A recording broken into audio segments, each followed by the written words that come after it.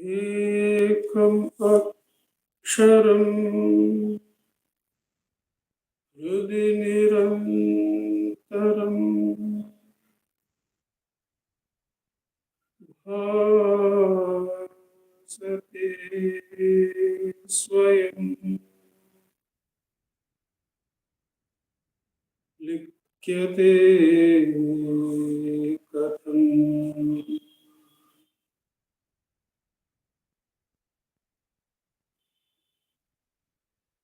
hridaya kuhara madhye kevalam brahmamatram yaham maham iti sakshat atmarupena bhavi hrudi vishamanasa swam chinvata vajjata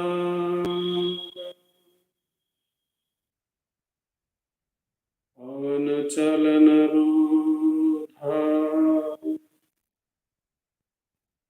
atmanishto bhavam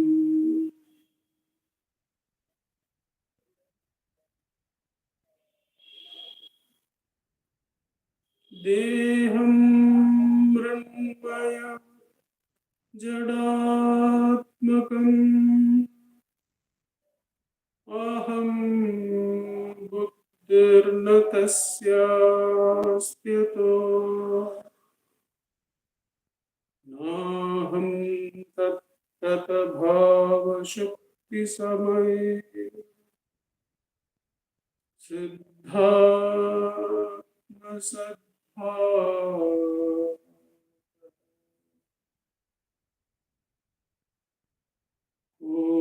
oham bhavayuta kuto varadhiya drishtatmanishtatmana soham spurtitaya arunachala shivaha guru vibhati swayam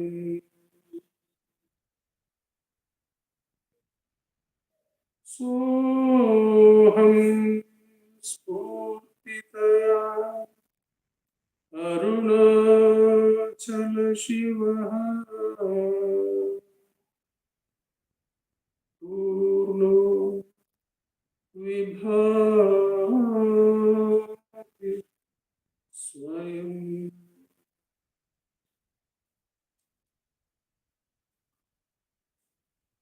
Namo Ramana. We have been meditating on the work Anma bodham by Adi Shankara.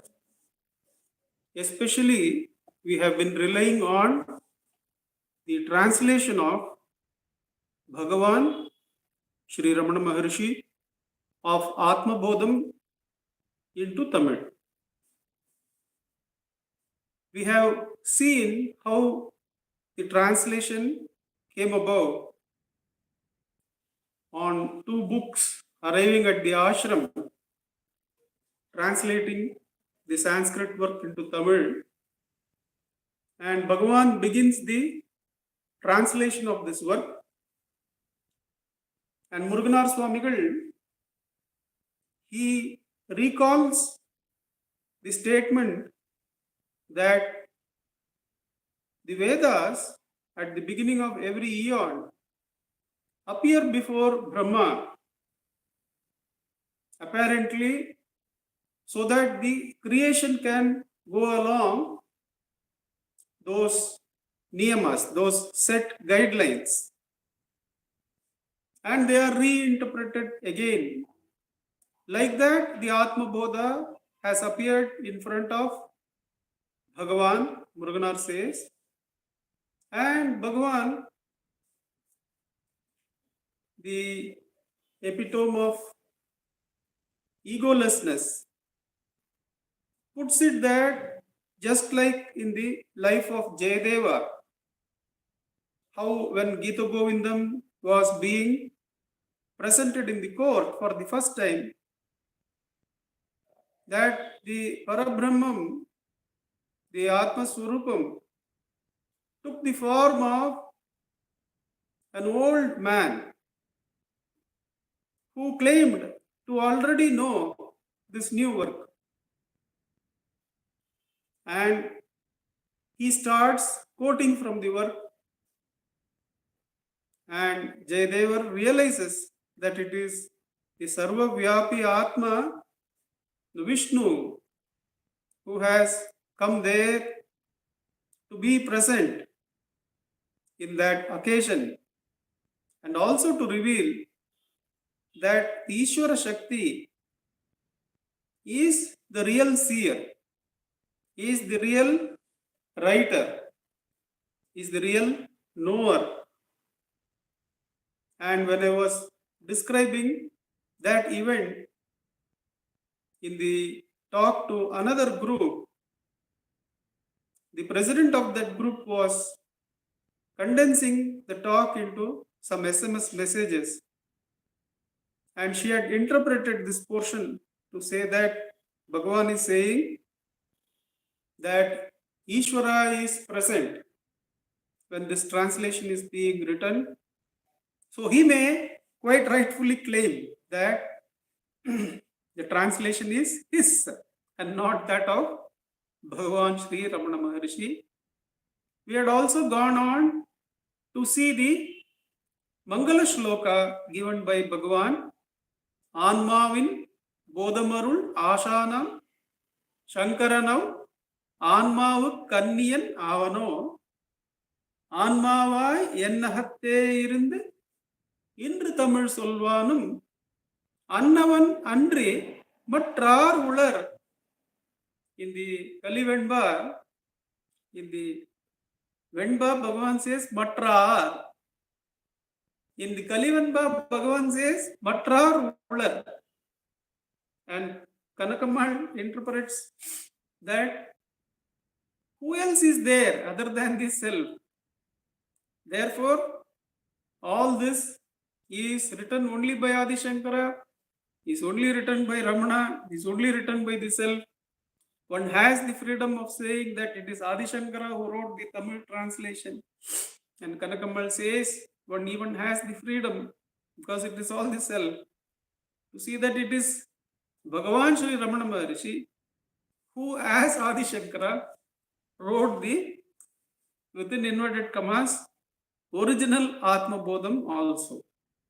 And then we went on to see the first verse, which delineated the conditions or the qualifications required of a student or a sadhaka of this work. Tapobihi Kshina Papanam Shantanam Vitaraginam Mumukshunam Apekshoyam Atma Bodho Vidhiyate Tavangalinal Pavam Tavirndavarai Shanti Avirndavarai Asay Arundarai Bhavamukti Adaram Arndarukku Adayathagum Anma bodhama மீது புகழாகும். We saw that the disciple has to have a significant weakening of sins. What are sins from the Jnana Marga present perspective? What are sins? Viveka tells that the reality, the consciousness, the happiness is within. but mistaking it to be in objects, mistaking it to be enjoyed through this body, gross or subtle or causal, one goes on making attempts to find and enjoy and possess that happiness where it is not.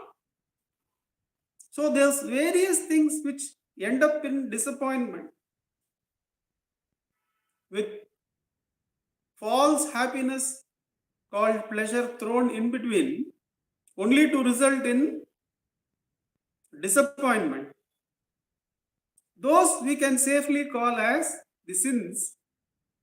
What is the tapas? Automatically the understanding, either by burning oneself in that area and then withdrawing, or by withdrawing from the area where it is not, through meditation, through the various bhakti marga sadhanas that one takes up, the gradual withdrawal of the senses, the mind, from the outward turned nature to the inward self, inward present self. That journey itself is the removal of sins. Tapobhihi kshina papanam. Whatever we undertake, of course, Kanakamal had referred to certain penances, certain upavasa, they all reduce the outwardness. See, when the energy is not fed to the vasanas, then automatically the push to the outward direction is not there. To Annamalai Swami, who wants to shift his attention to meditation, for a long period of time he is asking Bhagwan, whereas he still has work in the ashram. Then comes a time when Bhagwan sends him off to that sadhana. That incident itself is that Annamalai Swami, along with another attendant, is helping Bhagwan take his bath, and the other attendant brings up the topic that Annamalai is caught up in the building activities, and it is quite some time that he has been asking for time to meditate. Oh, Bhagwan says, oh, and then the topic changes. Then after some time, the topic is asked of Bhagwan as to what is the state of those people who take up this consciousness changing drugs like ganja. Bhagwan has been, on many occasions, he has been warning his students, his disciples, against those consciousness altering drugs. Especially one can recall the instruction to Mastan Sahib, who asks a specific question about that. But then on this occasion, when asked what is the state of those people who take ganja, Bhagavan says, oh, they you mean? And he acts as though he is in that drunkenness of that bodhai, of the hold of that drug, and he steps quite unsteadily as though he is in that happiness, and he says, oh, they say like this, Ananda, Ananda, Ananda, and he goes and hugs Annamalai Swami. And Annamalai Swami says, after that hugging, Bhagavan had left, and still for half an hour, he was still in the trance, in Samadhi Sthiti. And that is the starting point of his Vasa in the Palakuttu, in the place near Palakuttu, where he is asked specifically not to come to the ashram and not to meet Bhagavan and do only Atma Vicharam do only sadhana. The point is the food that is given to him for the first phase. Bhagavan says, have only one coconut and a handful of peanuts for the entire day. So that upavasam, that fasting, it reduces the papa, it reduces the intensity of the vasanas when they want to go out. And Annamalai Swami says he was covering himself with blanket in the later parts of that penance, that he had reduced to mere bones, and he didn't want to frighten people who were looking at him. So he would cover himself with the blanket. So tapopihi kshina papana. See, when the either with the mind or with reduction in food and all that, the outward going nature, the anxiety to go and grab something and enjoy, it starts coming down. Tavangalinal pavam tavirndavarai, shanti avarundavarai. Naturally, shanti comes over. Asai arundarai. Bhavamukti adaram arundar. Those who are mumukshus, those who are seeking the happiness of freedom from bhavaroga, they have seen enough that whatever happiness has a beginning, a great celebration, it takes us to a new thrill, but then it comes to an end, and it not only comes to an end, it leaves us very weak. Then one takes some time to get back to the normal, within inverted commas again, and one keeps enjoying these temporary thrills. Then comes to the understanding that any thrill, any pleasure that has a bhava, that has a beginning, must have an end also. Therefore, one starts seeking the bhava mukti, that being which has no beginning. That alone can be real happiness.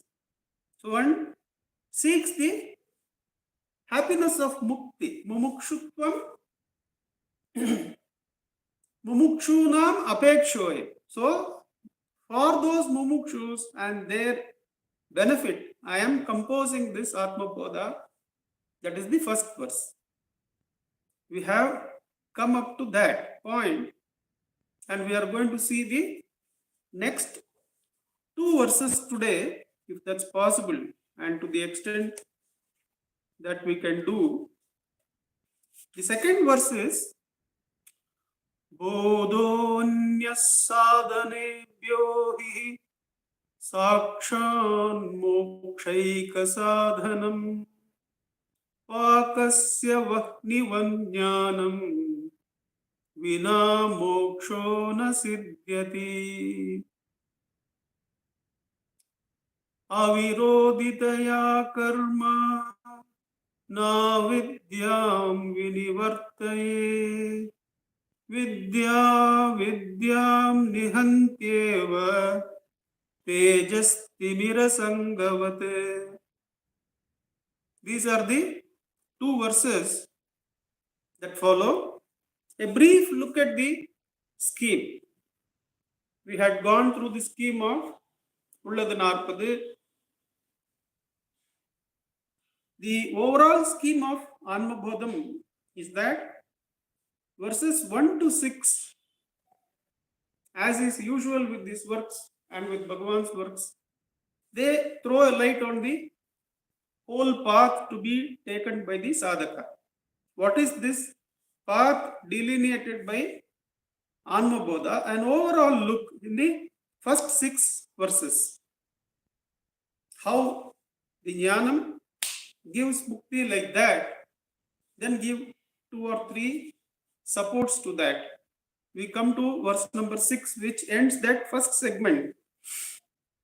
The second segment is 7 to 15. That is the verses on the loka. The problem definition in Ulladu 40 is of the Chidjada Granthi. is of the ahankara. The problem definition is that ahankara is the root of all problems. Here the problem definition is the world itself. And in Ulladhanarpadu we would have found the world arises only after the I thought arises. Only நான் எழுந்த பின் எல்லாம் எழும். So the problem definition here, it gives us an overall look that what Bhagavan was covering there for us is actually the whole loka. That when the Chitjada Granthi goes, what is this whole universe? There is an answer to that. So problem definition verses 6 to 15, 16 to 30 is the Jnana Marga itself. Jnana Marga as delineated by the work. For that we have to do Manana. Then 31 to 41 are the Nididhyasana verses. 31 to 41. In Nididhyasana, we will be given statements which have to be drilled into us by holding again and again till they penetrate into our subconscious and transcend the subconscious into the self. Till then, one has to hold the truth of those statements in verses 31 to 41 as dhyana. And 42 to 68, those are the Anubhava shlokas, the nature of the Anma, the nature of Brahman, and the Mahima of the work, Mahima of Atmajnana, Brahmajnana. That is what is the subject of verses 42 to 68. Now coming to these verses, I take up the Tamil translation of Bhagavan. The second verse, Arivondre Nermukti Sadhanamahum. Pira Sadhanangalin Peram Arivindri Ahad Mukti Ural. Agni Indri Paham Agadavar Endrahi. Pakasya Nivajnana. As for making the cooking, how the Agni is essential.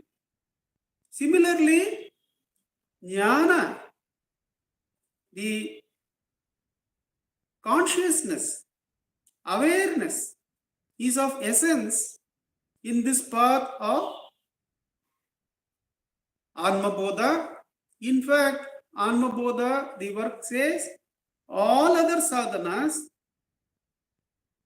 are only to bring us to the bodha. How Bhagavan puts it, Pirasadhanangalin pera. The net result of the other sadhanas should be to awaken us to the need for this knowledge.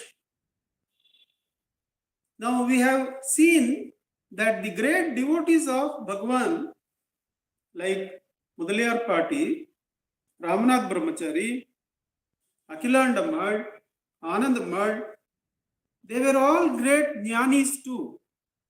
That their awareness had so refined that they could treat Bhagavan as their own friend. The relationship that indicates the Ananya Bhavane that it has brought them to. Only the ones who have Ananya Bhakti, the oneness with Bhagavan, can have that kind of saulabhya, that kind of freedom. The freedom that Lakshmi had. She wouldn't bother about the scholars. The scholars would have just then discussed some great Upanishadic work and sitting probably with head high in the clouds. She would enter and just push all of them and go directly to Bhagavan. It is written that the bhakti, it so brings one to jnanam that it is like that one may plod on in bhakti, but then it helps us go through the neti neti world also. How it does is beyond us. And I had shared in one of the songs that used to be played by my brother, where the Bhakti Marga of Radhe Radhe Radhe, the Japa, that was being described. And in one place in that song, the song tells that Radhe Radhe, the Japa itself, takes us through one world, one dimension after another. And the song says, and I had shared that with my brother, he used to play that every morning in Brahma Muhurtam, and I used to be with him. He would play and listen to that. In that song, that portion will be that by holding Radhe Radhe Radhe, we are now crossing the Neti Neti Loka of the Rishis. Neti Neti means it is the world of objective darkness. Everything in the objective space has become darkness, because one has done Neti Neti of all that. But the Japa has become so subtle that it is penetrating that darkness and is turning inward to the self. Now, how this happens is an extraordinary thing of the Taraka mantras. One has to actually experience it, because that is beyond description. But the point is, we may start with bhakti, we may start with ethics, we may start with just speaking truth. But they will all bring us to this point where awareness becomes indispensable. Where awareness, even in the presence of darkness, even when all the objects which were held earlier in ethics, in karma, in bhakti, you are holding all that, retaining your own name and form. Where they cannot be present, where only pure awareness is present, if you have to go, what can be the means? The means can only be pure awareness, which is self-effulgent. That is why bodhonya sadhanebhyohi sakshan mokshaika sadhanam pakasya nivajnanam vina moksho na siddhyate. Without that awareness, which is self-luminous, which is able to turn inward on its own presence, how to transcend that space where all objects are gone? So it is not possible, and the purpose of all other sadhanas is to purify oneself and be ready to cross that space where all this outside is only darkness, the truth of it. As Sadhuvam Swamigal says, that only the jnana is the true light. The world is only complete darkness. That all this that you see now, the sunlight and the lighting up of objects, is only darkness. We had seen a little bit of that, how the relative darkness we can see, that the objects of the world don't come and say that I am so and so, you hold me. It is the senses that discover them. And we had seen even the sunlight, as Bhagavan says time and again, even the sunlight is only relative darkness compared to Indriyas. Because if you go to sleep under a tree in the brightest of the afternoons, the sunlight is as good as non-existent. So without the presence of the consciousness, the sunlight is inert. It does not exist. Therefore, these objects are mere darkness compared to the light of the senses. But can the senses, can they see the thought? Can they see the emotions? No. So therefore, relative to the emotions or thoughts, the senses are darkness and the thoughts are light. But the I thought can see the other thoughts, whereas other thoughts do not have the ability to perceive the I thought. Therefore, I thought becomes the relative light, and the other thoughts become the darkness. And to see the true light, one has to remove the thought nature of the I and go to the self-luminous nature of the I by holding the source of the I thought. That is the journey, how the outside area becomes darkness but is transcended by the light of the self. Now, how to cross that without awareness? That is why it is said that Arivundre Nermukti Sadhanam. The direct sadhanam, tool, or the thing that one has to hold to cross over to mukti is only Arivu. There is this incident where the whole team is going up the hill, I think to Yelu Sunai, the 7 springs probably. They are all going on a picnic. All the various items for cooking have been taken. There will be fresh water flowing from right up the top of the hill in the 7th Sunai. So they have plenty of water. They have all the pots needed for cooking. They have the stones which they can set up as the stove. They have wood in plenty. Wood that has fallen down. Everything is ready. The pots are ready. The vegetables are cut. Then a search reveals that they have forgotten the matchbox. And one goes scurrying down to Skandashram to pick it up, and Bhagavan recalls this verse. This is what Shankara says, Pakasya vah nivajnanam vinamokshona siddhyate. Just as the fire is a direct requirement, everything else is also a requirement. The sadhanas there, the purifying sadhanas are not denied. What is the direct need? It is arivu, it is consciousness.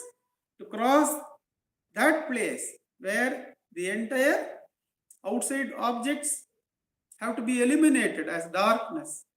What else can be held except awareness? There is that incident of visiting to that picnic up the hill where Bhagavan directly relates this verse to the group there.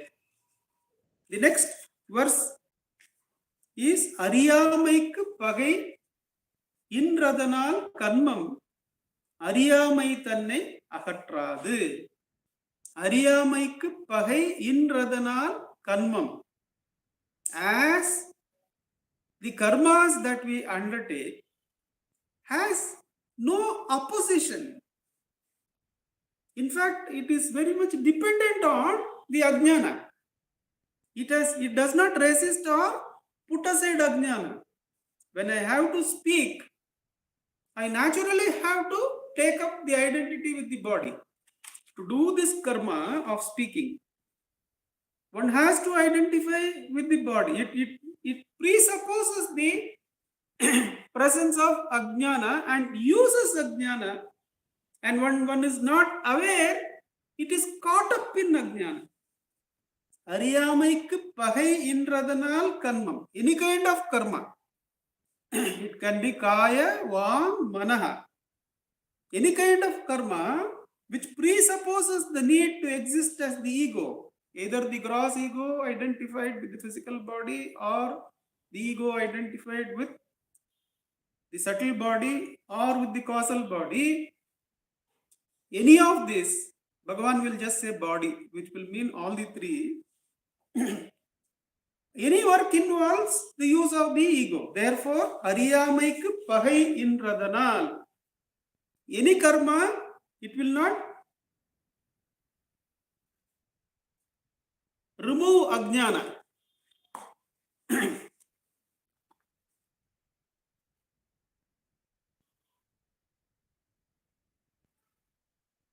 Avirodhitaya karma na vidyam vinivartaye.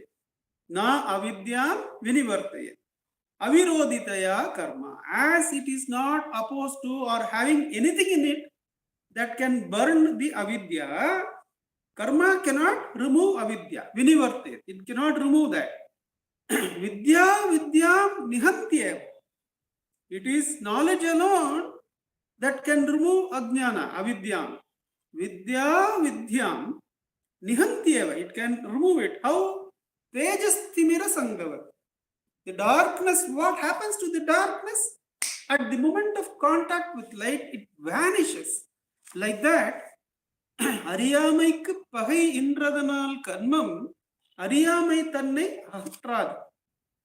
அறிவே அழிக்கும் அறியாமை ஒளி அந்தகார கும்பு ஒழிக்குமார் என்றே உணர்வாய்.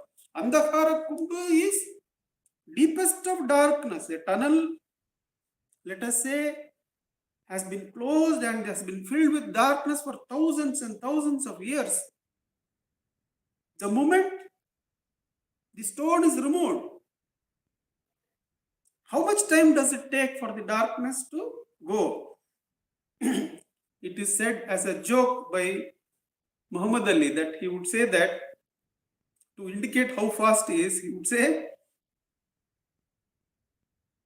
I would switch off the light in the room and before the light goes out, I would be able to sit in the sofa that is on the other end of the room. That is how fast I was, he would say. That means the speed of light is like that it can get away and make the room dark, or it can come in and fill the darkness in no time at all. Of course, there is fractions of second there, but it is almost like no time. The example is the nearest you can come to jnana. The light filling the darkness is not like jnana. There is an English philosopher who makes that clear. And of course, there is enough of Vedantic support and support in our local traditions. But why I use the other examples also, that we have this self-enquiry for all. Our own traditions abound, and the tradition of Bhagavan's students and Bhagavan's great devotees, that abounds in enough examples. But it has been my practice to take example from other areas to indicate that there has been similar thinking in other areas also, so that they can easily come over to Atma Vicharam also. This English philosopher, he says, when he is referring to how knowledge, what is the speed of knowledge? He says knowledge is faster than light. And somebody challenges him, how can it be that knowledge, knowing, is faster than light? This happened 200 years ago, but we will take his statement to a modern event. But this is what he says. He says that the moment the reigning monarch, let us say, like Queen Elizabeth, the moment that she has passed, he is known by Charles. He is known by the person, the prince who is waiting. When does he become the king? How much time does he take to become the king? Says the moment that knowledge is there, that the monarch has breathed the last, that moment itself is the moment. It is faster than light. It doesn't take any time. It is instantaneous, not even instantaneous. It is simultaneous with coming in of the information, he says. It is faster than light. Of course, we have the tradition of Karna. Karna realizing as soon as Sri Krishna says, all those years he has been toiling in the identity that he is of such and such an origin. And he really suffers when others refer to him as that. Then when does he become Kaunteya? The moment Sri Krishna says, that moment itself the Ajnana goes. Tejas Timira Sangava. The Timira, the ignorance, the darkness, how does it vanishes like that? So the reference here, the first six shlokas, we are going to see how or what is the path that we are going to take. It is like the rope and the snake, this particular verse. We are going to see a few verses which are having slightly more lenience towards the sadhaka. But here the requirement is that the moment you see, that moment itself, the chit jada granthi, it vanishes. The ignorance, it just poof, like that it goes.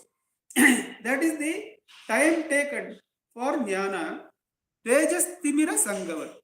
Ariyamaikku pagai inradhanal kannam ariyamai thanne. So first point to understand is that the karma which we do ignorantly, which we do without self-awareness, which we take it to be very important to move us from point A to point B. only to realize that after coming to point B, this is another point of karma from where we have to move to point C. Why that happens? Because our own limited nature has not been attacked. We, remaining a limited entity, can only experience limitations. Therefore, since the underlying ignorance has not been traced and removed, karmas will never bring real happiness. அறியாமைக்கு பகை என்றதனால் கர்மம் அறியாமை தன்னை அகற்றாது. அறிவே அழிக்கும் அறியாமை. It is only true knowledge that removes the ignorance. How? தேஜஸ் திமிர சங்கவர் ஒளி அந்தகார கும்பு ஒழிக்குமார் என்றே. Let the darkness be of so many years and be dense and dense and densest, doesn't matter. The moment this Purana comes, the Chit Jada Granthi, which is a Triputi, it vanishes into non-existence. The self-luminous self shines in all its glory. Now, this is the normal journey that we take is through karma. We see that the person, let us say in point A, they are having these difficulties, these problems and those problems. And if they achieve these things, they will be happy. They are better off. That is the place we have to take them. We have that in mind. What Bhagavan says to Ganapati Muni asks that India is toiling in the bondage. It is under British rule. This must have been in the 1920s that the question is asked of Bhagavan. So right in the core, there is no light at the end of the tunnel. Nothing like independence is being revealed to the persons trying for that. And Ganapati Muni asks Bhagavan, Ganapati Muni, we should not forget, is the one who has given the title of Bhagavan Sri Ramana Maharishi to Brahmana Swamigal. The boy Venkatramana, such a great one, he asks this question for us. He asks, India is toiling under this slavery. Is Atma Vichara enough on my part? Or should I not do some sadhana, some mantra japa, some dhyana to take India from point A to point B? Point A being India under the foreign rule and point B being India in self-rule. We can apply it to any karmic situation we have in life. Point A to point B. And Bhagavan says, Atma Vichara is enough. Ishvara, being the greatest doer, will bring independence at the right time. You do Atma Vichara, says. What does this mean to us? That between these two thoughts, the bound India and the liberated India, between those two thoughts, just like between any two states, like dream and sleeping, sleeping and waking, between those two states, the pure I is present, Bhagavan says. Similarly, between two thoughts, the pure I is present. It is the pure I which is going to be present like the thread.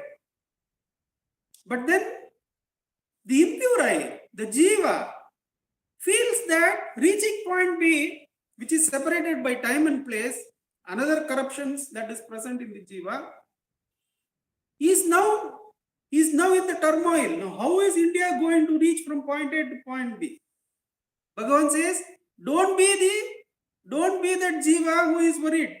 Don't be the worried mother. Don't be the worried father. Don't be the worried whatever. That is merely ignorance. Ask for whom is this thought. Purify that ego. Because the pure I is present. Manigalil saradana uyirvarum nana madanturum muruvanai maruvinai nida. The pure I is present between any two thoughts. See, thought has this beauty. It can cross the sensory time and sensory place. Therefore, it can set up a goal which is in the future. And one can be the worried self all the time to come. Whereas Bhagavan says, even for reaching from point A to point B in the karmic zone, it is the pure I which is present as the thread and connect. Your worries, however much they are, is of no use except arising out of your ignorance and troubling you into misery. So hold the pure I, that will come about. But then that support is also not required in jnana. For the mumukshus, they are not interested in the happiness that has a birth. The happiness that comes out of independence of the country has a birth. Therefore, has a potential end also. We can say in deep sleep, whether we are an independent country or not, we may not know. Therefore, don't aim for that. That will happen in due course. Bhagavan says as a satisfaction. But the real thing is, one should be a mumukshu. That is there real happiness in that? What kind of energy should I bring to the team? Should it be an energy of a jiva which is worried in reaching point B, or should it be the energy that is free of all such needs? One has to raise these questions and understand that just as the light removes darkness, this self-attention removes the ignorance that we are a troubled jiva, a jiva in great misery, caught up between point A and point B, two thoughts, and toiling between those two thoughts. We are not that. Who are we? We are that I, which is self-luminous, which doesn't even have any thought to support. The self-luminous I is independent of thoughts, can stand alone. So one does not even need the support from Bhagavan when he says that India will reach from point A to point B. We should be able to say to Bhagavan, make me self-reliant, that I won't even ask that point A to point B when it will be reached, or will it be reached or not. The self-luminous self is enough for me. That is your presence without the smallest of dots in it, the smallest part of ignorance in it, where the creation is divided as creator, act of creation, and the created. That is not there in the self-luminous self. And that is where Bhagavan takes us to the purest of jnana in Atma Vicharam. In self-enquiry, Bhagavan says, that which is present between two thoughts separated in time, like India's bondage and India's liberation, or any such two thoughts you may have, and between two states as waking and dream, or between two thoughts that are immediately present in your mind. Between those two, there can be the worried jiva moving between the two thoughts and worrying when the thought B will come about, or one can turn inward and be the thread that connects everything, the thread of self-luminous self, the I. By inquiring, for whom is this thought? The opportunity to come to jnana is present between just two thoughts. And Bhagavan takes us not only to that space between two thoughts, he takes us to that place where the thought has not arisen at all. See if you are born, he says. See if you are born, then alone the mukti is to be a thought. If you are in that space where birth itself has been eliminated, where will be the thought that will remain adhura, the thought that is unfulfilled, as the thought of liberation, that vanishes along with the thought of birth, says Bhagavan. But then that is what is going to be slowly revealed in the first 6 verses. What is the whole work? Where is it going to take that abhyarthi, that sadhaka, who is already having his papas reduced due to tapas tapobhi, kshina papanam, shantanam, vitaraginam, mumukshunam, apekshoyam, atma bodho vidhiyate. What it takes us to in the first 6 verses is the whole journey. Then the Acharya sets about delineating that in the subsequent verses. Let us practice Atma Vicharam given by Bhagavan, which is the direct method of Atma Bodha, which directly takes us to the knowledge of the self. For the rest of the time till 8 o'clock, let us sit in Atma Vicharam. Then we will be able to listen to our president, Dr. Shardaka. Ujjwalji, you can set the time for us. Thank you.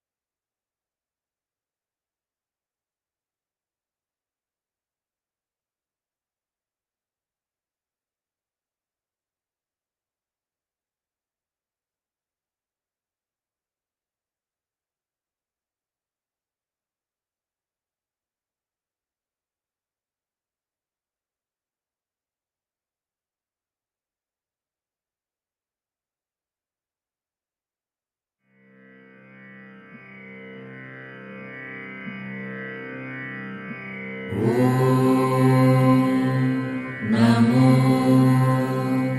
भगवते श्रीरमणाय।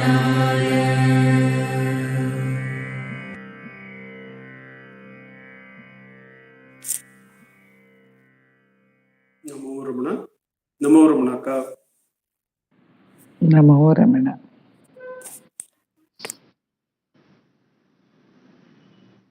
Today we were meditating by Bhagavan's grace on that incident, the verse which Bhagavan illuminated through the incident which happened in the 7 springs, that without the light of knowledge, nothing else can bring about liberation. In Adi Shankara's other work, famous work, Bhaja Govindam, he says, Jnana vihine sarvamanena muktir na bhavati janma shatena. Other than jnana, if whatever else one may be engaged in, one cannot be liberated even in hundreds of births. So illumination, and that was further illustrated by saying that in the dark cave, what has to happen? Light has to come in. Nothing else can take away the darkness of the cave. And this cannot happen through karma, through action. And this Bhagavan has told us in Upadesha Saram that action will not liberate us. In the very second verse, he says, Kriti mahodadhau patana karanam palam ashashvatam gati nirodhakam. It actually, engaging in action, far from being liberating, is actually going to push us into the sea of further activity. Action cannot liberate. Action may become an aid to our sadhana if action is done as Ishwararpitam karma.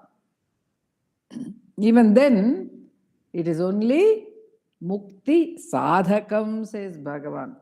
It is not by itself liberating, because it is outward turned, it is turned towards an object. Action is engaging the mind in an object. And what is the primary action? The primary action is thought itself.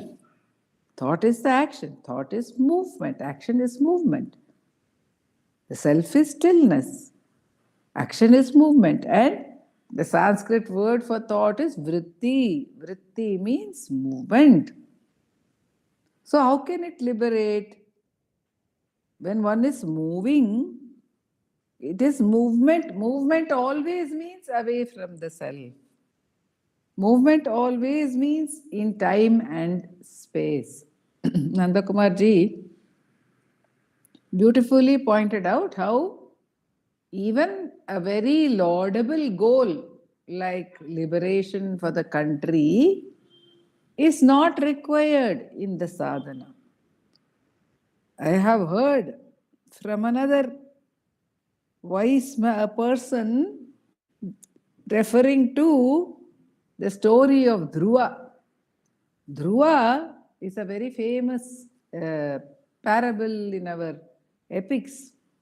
The young boy, 5-year-old boy, who was disappointed by the fact that his father did not accept him, did not give him a seat on his lap, along with the son of his stepmother. And he goes to his mother and asks, who is the highest power on this earth? A power higher than my father, whom my father must necessarily obey. My father is the king, the monarch. Then who will my father obey? And she says, he is the Lord of the world, Narayana. This young boy goes to the forest seeking Narayana, but seeking Narayana in order to fulfill his desire of getting love from his father and getting his kingdom, his rightful place in the kingdom. So the epic goes on to say that, of course, this boy is so ardent in his tapas that he loses sight of everything else and holds Narayana within himself so firmly that when Narayana appears in front of him, the boy is not interested even in opening his eyes and looking at him. And then Narayana has to disappear for a moment from within to make him open his eyes and look outside. Then he says, this young Dhruva says, I don't want anything. But Narayana tells him, well, you started your dhyana with a goal. So though you may abide in the self, you will have to go through those experiences as well. So the warning given to us was, don't connect self-awareness with any goals whatsoever. Don't move towards self-awareness in order to achieve any goals whatsoever. My own father, Sri R. Natarajan, would say, don't even seek the self as alleviation from any kind of sorrow. Seek the self for itself. Seek the self for its own beauty, for its own fullness. Actually, further, if we take it, do not even seek the self. Even that is a goal. But what happens in self-enquiry, says Bhagavan, self-enquiry is the only path where the path itself, it consumes itself. After consuming all the other goals, the path also gets consumed. The method also gets consumed. Who am I is that question which, though appearing to be in the realm of action, in the realm of karma, can take us out of the realm of karma. That is the grace of Bhagavan to have given us this method of who am I, because otherwise, when karma will not take us, how to transcend the realm of karma? Being still, yes. But how to be still if one is used to karma all the time? Nandakumar ji, in one of his meditations on the thoughts, on the talks with Ramana Maharshi, a question has arisen. What is the difference between whence am I and who am I? In that particular talk, he says, in that particular manana, he says, see, in who am I, we are given a method to address the thought which arises. Whereas if one is strong enough to hold the self directly, which Bhagavan advises Gambiram Sheshaya to do in self-enquiry, one may do so. One may directly hold the I thought, which will then, of course, again, that will disappear, that will get dissolved, Bhagavan says, like camphor in the fire. But what has Bhagavan done in Who Am I for us? He has given us a means to tackle the rising thought, to tackle the karma vasana, the tendency of the mind to move towards action can be tackled through the question, who am I? If one does not have the strength to directly hold the I. Another clue which we got today was, we may hold the gap between the thoughts, or we may directly sink into the self, depending on the strength of mind at that particular point of time. And in case the strength of mind is not there, then the question, who am I, comes to our support. We need not do any other sadhana. We need not engage in any other purificatory practices. As we remembered even in the previous session, the verse from Ramana Gita where Bhagavan says, self-enquiry is itself most purificatory. Pavananam hi pavanam. So it is that which directly throws the light, turns the light of attention back to the self. Instead of being on the object, it turns the light back. Because object is also seen only by the light of the self. So this turns the light back. When object is seen, it is as if the light is grasping darkness. Even when we see darkness, there is light in our eyes to see the darkness. So we are grasping the darkness. But when there is light, we are grasping the light. Similarly, the awareness grasps darkness when it associates with objects, and Bhagavan helps us very lovingly to turn that light back to its source, to the light itself, instead of focusing on objects through the very basic question, who am I? So here in these two verses, we have found that the emphasis on jnana, the emphasis not on doing, even the doing of self-enquiry is in order to abide in the self. Abidance only. Because self-enquiry gives us abidance, it liberates. Only abidance can liberate. There is no other goal. There should be no other goal for us. There should be nothing else that is desired because it cannot liberate. Nothing else can liberate us. Action cannot liberate. That means thought cannot liberate. Only abidance can liberate us. Steady abidance alone, jnana alone can liberate us. The light alone can remove, cut away the darkness, is what we have been reminded of, the importance, the significance. As Bhagavan says, without that matchbox, all other things could be there, but we could not cook our lunch. Our hunger remained until we got the matchbox. We tried many things to light the fire, but without the fire, we could not appease our hunger. So every hunger that we have, it can be appeased only by getting back to the self. And that is what Bhagavan is revealing to us in His immense grace. Om Namo Bhagavate Shri. Namo Ramana. Namo Thank you, Ka. Namo.